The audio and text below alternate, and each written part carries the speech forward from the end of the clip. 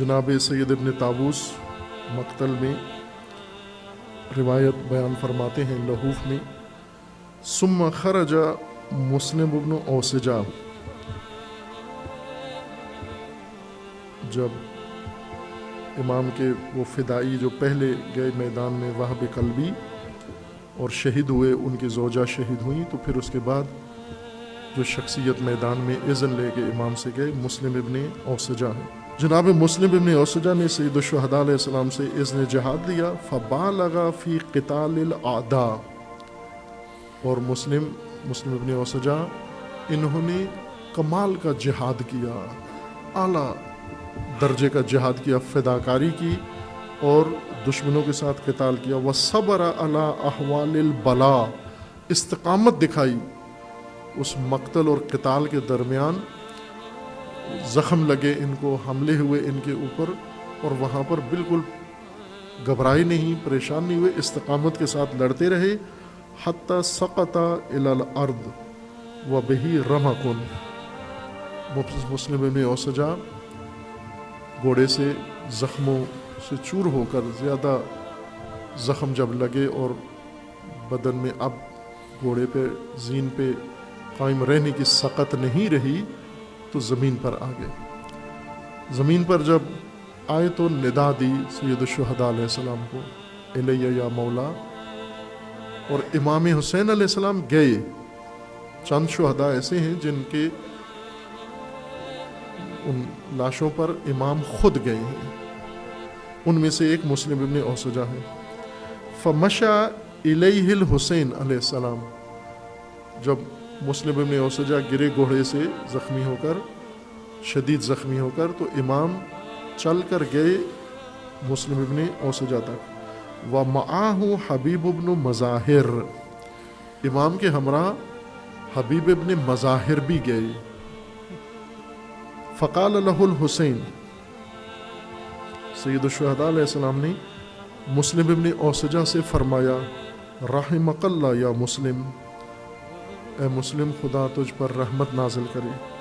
ثم تلا قولہ تعالی، پھر اس کے بعد امام علیہ السلام نے یہ آیہ قرآن پڑھی، فمنہم من قضی نحبہ ومنہم من ینتظر وما بدلوا تبدیلا، من المؤمنین رجال صدقوا ما عاہدوا اللہ علیہ۔ امام حسین علیہ السلام نے یہ آیت پڑھی کہ مومنوں میں سے کچھ ایسے مرد ہیں جنہوں نے اپنا عہد وفا کر دیا، یعنی مسلم تم ان مردوں میں سے ہو جنہیں اللہ نے قرآن میں کہا ہے کہ مومنوں میں سے وہ جوان مرد ہیں جنہوں نے اپنا عہد سچ کر دکھایا۔ کچھ ایسے تھے جو عہد نبھا کے گزر گئے، شہید ہو گئے، اور کچھ ایسے ہیں جو ابھی انتظار میں ہیں۔ وما بدلوا تبدیلا ودنا منہ حبیب بن مظاہر بھی قریب ہوئے جناب مسلم کے۔ وقال عز علی مسرعک یا مسلم ابشر بالجنہ،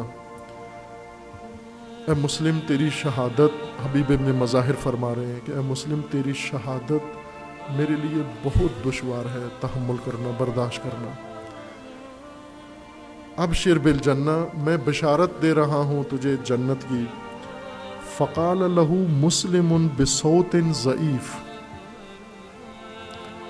مسلم ابن اوسجہ جو زخموں کی وجہ سے نڈھال تھے، بہت ہی کمزور دھیمی آواز نکالی اور حبیب ابن مظاہر سے کہا، بشرک اللہ، تجھے بھی خدا بشارت دے۔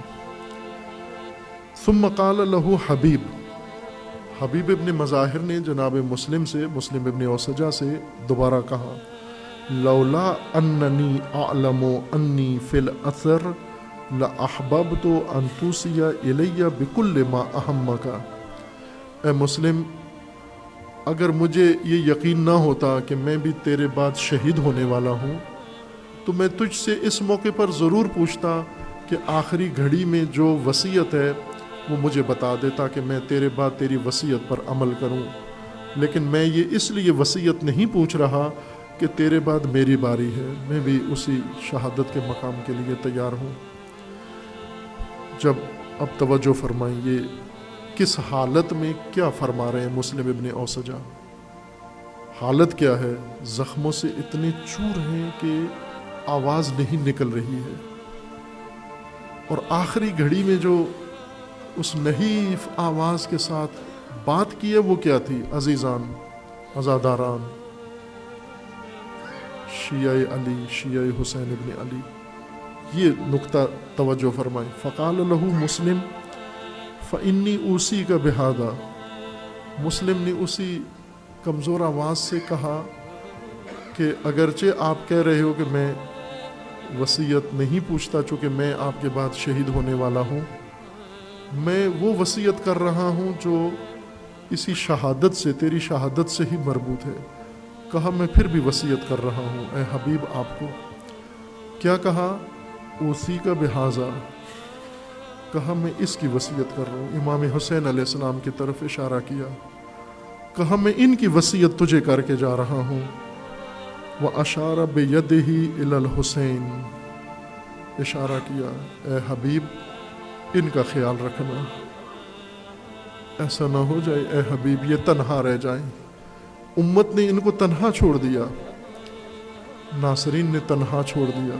اے حبیب میں جا رہا ہوں لیکن وصیت کر کے جا رہا ہوں، حبیب میرے حسین کا خیال رکھنا، ان کے ساتھ وفا کرنا، اے حبیب یہ وصیت کر کے جا رہا ہوں اور یہ تو عمل کر سکتا ہے۔ فقاتل دونہ حتی تموتا، حسین کی بارگاہ میں لڑتے رہنا جب تک شہید نہیں ہو جاتے، شہادت کے بغیر حسین کو تنہا نہ چھوڑنا، یہ وصیت کرتا ہوں۔ ثم مات رضوان اللہ تعالی علیہ، پھر اس کے بعد مسلم اس دنیا سے گزر گئے اور جنازہ ان کا اٹھا کے گنج شہداء میں پہنچایا گیا۔